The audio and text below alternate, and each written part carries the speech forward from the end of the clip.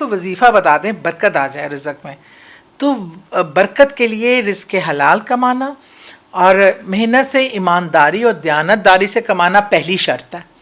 اس کے بعد اللہ کا ذکر اور اذکار ہر چیز میں باعث سے برکت اور رحمت ہوتے ہیں. اور جو میں نے سب سے زیادہ کرامت چیز دیکھی ہے رزق میں برکت کے لیے وہ سورہ اخلاص کا ورد ہے.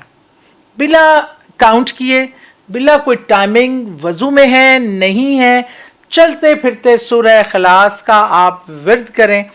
آپ کا رزق ایسی سی جگہوں سے آئے گا جس کا آپ تصور بھی نہیں کرتے. سورہ اخلاص اور دوسری سب سے اہم چیز جو خیر ہر دعا کے لیے ہے وہ درود پاک.